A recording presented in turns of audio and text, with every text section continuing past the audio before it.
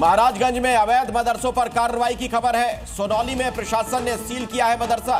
देखिए 20 साल से ये मदरसे का संचालन किया जा रहा था। मदरसे से बकायदा वैध दस्तावेज मांगे गए थे। नेपाल बॉर्डर के मदरसों पर ये बड़ा एक्शन लिया गया है। तो महाराजगंज में अवैध मदरसों पर यह कार्रवाई की गई है। सोनौली में प्रशासन ने मदरसा सील कर दिया है।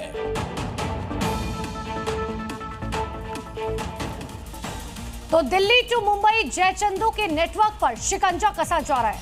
वो तमाम पाकिस्तानी जासूस पकड़े जा रहे हैं जो जनरल मुनीर का मोहरा बनकर हिंदुस्तान से गद्दारी कर रहे थे। लेकिन अब भारत में इनका जासूसी जाल तोड़ा जा रहा है। पहलगाम आतंकी हमले के बाद एक एक गद्दार को ढूंढा जा रहा है। राजस्थान के डींग जिले से पाकिस्तानी जासूस कासिम गिरफ्तार हुआ है, जिससे पूछताछ में बड़े खुलासे हुए हैं। सूत्रों के मुताबिक कासिम को लाहौर के आर्मी कैंप में ट्रेनिंग दी गई। उसे आईएसआई के 3 अफसरों ने ट्रेनिंग दी थी। इसमें 2 अधिकारियों का कोड नेम शाहजी और ताऊजी था। एक आईएसआई अधिकारी की पहचान विकास के तौर पर हुई है। सूत्रों के मुताबिक पाकिस्तान में कासिम के रिश्तेदार रहते हैं। इसी का फायदा उठाकर वो पाकिस्तान गया और वहां आईएसआई के संपर्क में आया। पूछताछ में सामने आया है कि जासूसी के बदले पाकिस्तान से अलग अलग किश्तों में करीब 2 लाख रुपए उसे मिल चुके हैं। हरदोई में मुस्लिम समुदाय के लोगों ने ग्राम समाज की जमीन को कब्रिस्तान बताकर रातों रात कब्जा कर लिया। जैसे ही पूरी साजिश की खबर स्थानीय प्रशासन को मिली, कब्जे वाला बोर्ड तोड़ दिया गया। ये तस्वीरें यूपी के हरदोई की हैं, जहां मुस्लिम समुदाय के लोगों ने 6 दिन पहले ग्राम समाज की जमीन को कब्रिस्तान बताकर उसे चारों ओर से घेर लिया। फिर पिलर गाड़कर कंटीले तार लगाकर बकायदा कब्जा कर लिया। कब्रिस्तान के नाम पर कब्जे की खबर जैसे ही प्रशासन के पास पहुंची, प्रशासन ने कब्जे वाली जगह से पहले बोर्ड उखाड़ा और फिर कंटीले तारों को हटा दिया और इस तरह से एक और अतिक्रमण की कोशिश योगी फोर्स ने नाकाम कर दी। नेट गांव में पुलिस फोर्स भी तैनात है ताकि मजहबी साजिश को वक्त रहते नाकाम किया जा सके। कश्मीर में आतंक की पूरी तरह कमर तोड़ने की तैयारी हो रही है। बड़गाम, पुलवामा, कुपवाड़ा के इलाकों में सीआईके ने टेरर लिंक को लेकर रेड की। चाहे पुलवामा हो या कुपवाड़ा या फिर शोपियां, श्रीनगर के ही इलाके क्यों न हो, आतंकियों की जड़ों को उखाड़ने के लिए जम्मू कश्मीर पुलिस की काउंटर इंटेलिजेंस टीम वहां का चप्पा चप्पा तलाश रही है। घाटी में टेरर नेटवर्क को पूरी तरह ध्वस्त करने के लिए जम्मू कश्मीर में ताबड़तोड़ छापेमारी कर रही है। कल सीआईके की टीम ने कश्मीर के कई इलाकों में तलाशी ली।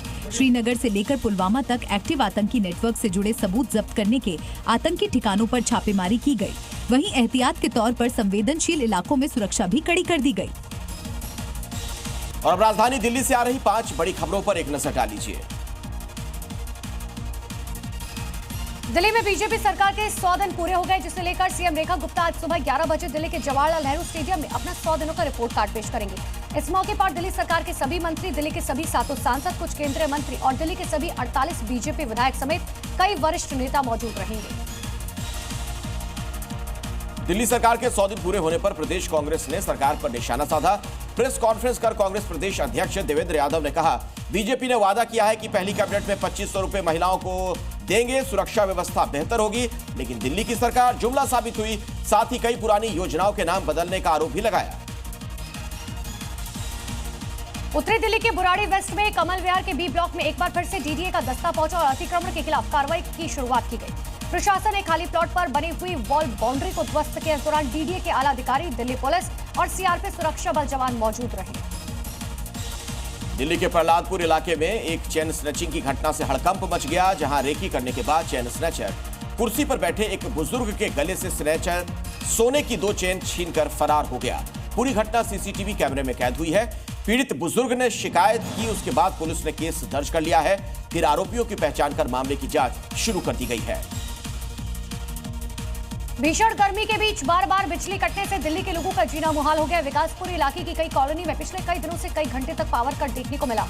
इसे लेकर लोगों ने बिजली विभाग से शिकायत की, लेकिन लोगों का ये आरोप है कि उनकी शिकायत पर प्रशासन कोई ध्यान नहीं देता।